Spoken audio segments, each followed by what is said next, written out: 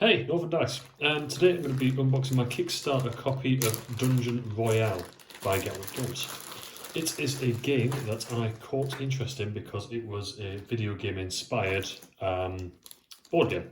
Now, as you can see, I've got the models that came with the Kickstarter version, but one or two of them have had a bit of an accident in the mail. Of course, I've been in contact with Gatwick and they've said everything should be pretty kosher in terms of sending replacements, but that's awesome. But let's have a quick look at these straight away, because these are the things that I've got the most interest in, as I've actually seen inside the contents of the box. As usual, this is half blind. I'm still atrocious for keeping up to date on Kickstarters. Bit grainy, but that shouldn't be too hard to sort out. But it's a good solid little miniature, which I think is awesome. And let's have a quick look at the dragon.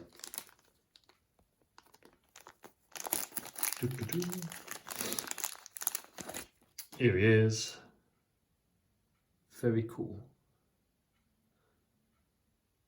Very cool. I love the fact it's got gaps in between as well. I can see my hand underneath. That's awesome. Great attention to detail. Lovely stuff. Okay, now I know that this is a competitive introduction to strategy movement games, and it does play in a board game in the sense that you have got lives. However, beyond that, I have either forgotten everything or do not know. Still really bad for keeping up to date on updates with Kickstarter. So, okay. It's a circuit board. Wonderful. Powered by Gatwick Games. And then you have a little message to our Kickstarter friend. Very nice. Very cool. So the box is cool in itself, and the fact that it opens up as a lid. Very, very, very awesome. Got a little sticker on there. Calling all heroes. The king is on his deathbed. What a shame. Need to get a stone to save him, and we're all in competition to be the best one to save him. Double-sided board, 8-bit characters, nothing on that side. Let's crack on. Let's keep going. Making powerful strides in this. And rules. I like the fact it's in the style of an old school Game Boy. I'll just throw me back. Tasty QR code to get the rules up. Nice bit of lore straight in there. Gameplay reference info, nice and easy, straight at the front so you can get there straight away. And a reference for attack dice, so you're not going to be confused in terms of what can come out where. Oh, and difficulty. Let's have a look at legendary. Same as heroic variations. Receive death token when you die, up to 4 deaths, and then I guess it's player elimination or you lose. Phase 1. Phase 2? Is there a phase 2? Or is it just phase 1 and that's it? There might have been a phase 2, I must have missed it. Oh, you got a bit of lore for each character as well. That's pretty cool. I like that. Nice little attention to detail there. And then advertisements for their other stuff.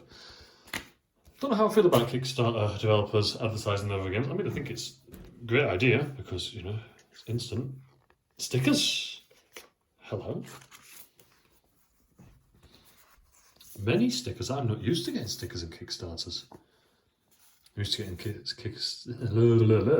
stickers as promotional content, but not as a Kickstarter. We'll find out what those are for in a bit. Whoa, this is throwing me a bit. Right. How am I going to get these out? This is all pretty snug. And everything's fallen out. Okay, so it's pinned. Right, I've got a board here. What have we got? It's double-sided, so I can just do it this way. Okie dokie, artichoke. We have got a nice old-school looking map. Looks like it's a bit straight out of Gauntlet. I'm expecting the ghost to suddenly run in and absolutely wreck you for spending too long in a certain part of the dungeon. And this way around. Very cool again. So if the dragon's there, I'm assuming the dragon's not a playable character. We get a mini for him, so can he move? It's possible. It's cool. That feels very robust, actually. Very sturdy. Often in Kickstarters you find them and you say, yeah, it's sturdy, but then you play a properly published, fully polished, mass-produced game and you realise how great a quality that is. Not always a great game, but always a greater quality, and that feels very solid.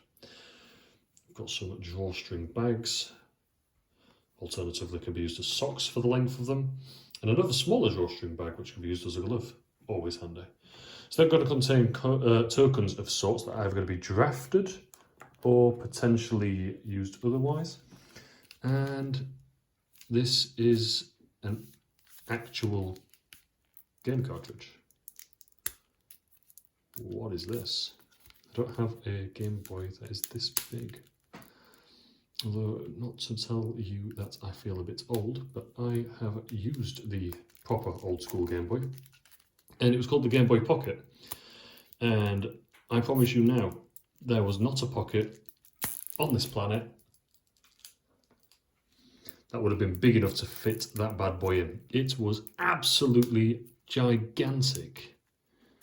And then you got the Game Boy Color, which was a fraction of the size. And actually fit in your pocket. I don't know if you were allowed to because it wasn't actually in the name. Oh, it was this way. Okay. So that's awesome because it looks like an old school cartridge.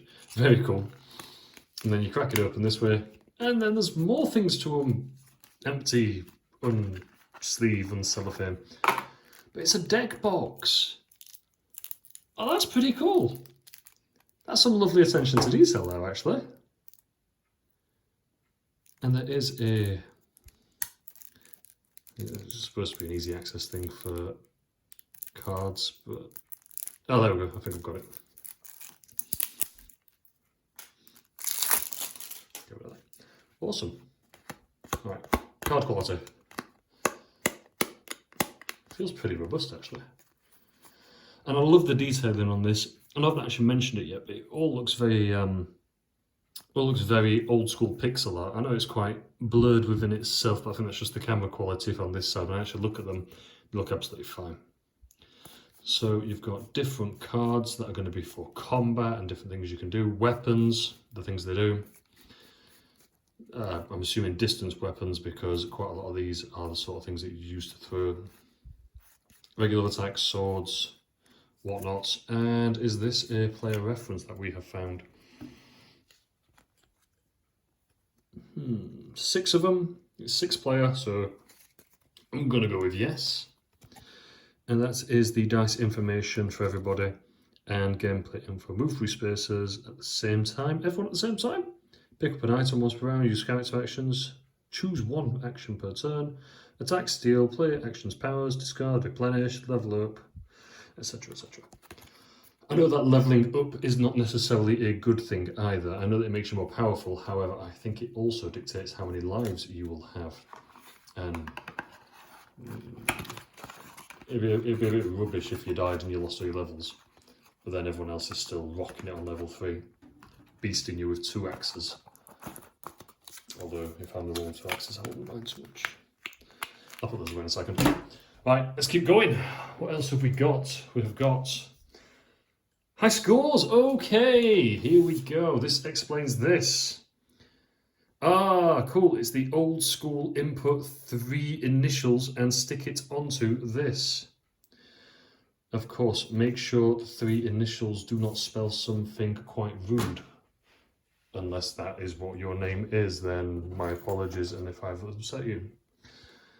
So, little tokens, I'm going to go with death counters just because of the spooky skull. Attack counters, possibly to track damage. Oh, they're points. They're points. Oh, -2 points. Okay. Score base, and that's where the high scores come in. Rightio, moving on. Little holsters for your cardboard cutouts of the characters, which is going to be the alteration version of these. I'm going to be wanting to use these, but I don't want to use them until I get my replacement parts. Just a personal preference thing. I don't think it'd look as good aesthetically if you've got 4 players all using fantastic looking minis and 2 people using cardboard cutouts. But how do the cardboard cutouts look? Down the bottom of here. They look pretty swish.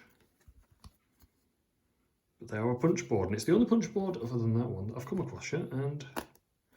Oh yeah, they just fall out. They just fall out. Not the thickest, but these aren't going to be used as much necessarily in play. It'll just be a case of holding and popping them along the map. Cool. I love the detailing. I love old school pixel art. There's actually a lot of content in here.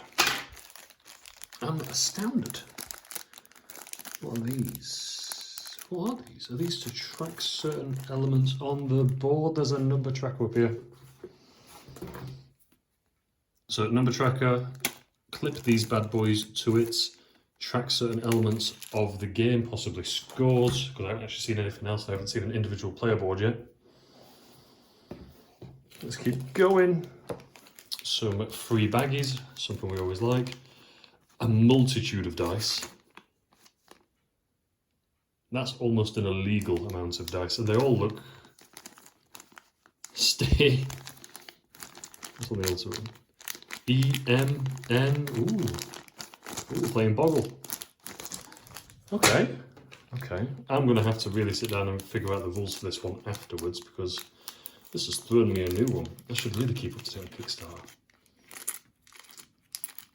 I've been quite good and not backed as much recently because I've been reading a lot more on the updates. Not because I'm, being put off, but I read the updates now as much as I can. This is one I backed a while ago and haven't, and more fool me. Alright, I'm going to guess item tokens. 4 points for an hourglass. I like the fact that it's a physical token. Number one, I don't have to punch it. Number two, it'll look more presented on the board. I don't know if anyone else has the issue, but I sometimes struggle to pick things up when they're really, really thin. That's just an easy one. Personal thing. Let's keep going, and I can see some player cards here. And let's get the D8 out. D8, pretty standard. So we'll get 2 hands on this one.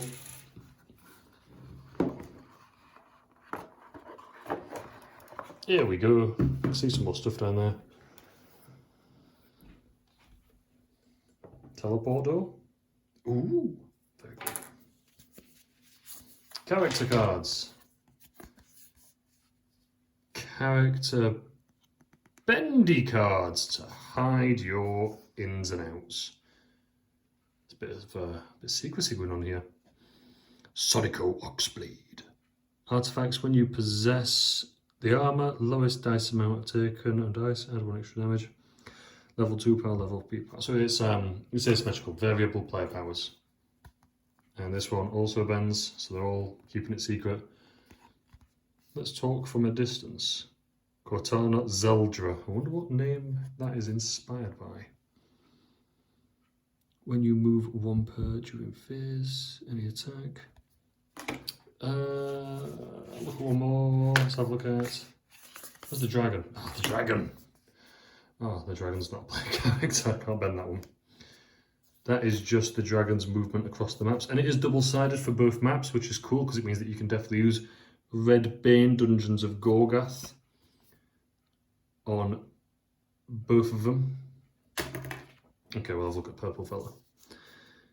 Flora Plumley. Okay, what does she say? Revenge is mine. Sure it is. Cool. I don't feel overwhelmed by all this. I don't feel overwhelmed, but I do feel like I really need to start reading the rulebook straight away. This is a lot of components for the size of the board. Not saying that's going to be too much on the board, I'm just saying there's probably a lot to this and a lot of ins and outs. I'm excited to play it, do not get me wrong, but I don't feel massively overwhelmed in that positive sense of, yeah, there's a lot, but I feel like it is going to be manageable. Look at this little torch. Don't know if I have no idea what that's for. It's very cool. Awesome. That was my incredibly half-blind unboxing of Dungeon Royale by Gatwick Games. I am hoping to get a play of this over the weekend, but if not, it will be over the course of the next week, and I'll be putting my first thoughts on Instagram, Facebook, and wherever else. Until then, thank you very much for sticking out, and I shall catch you next time.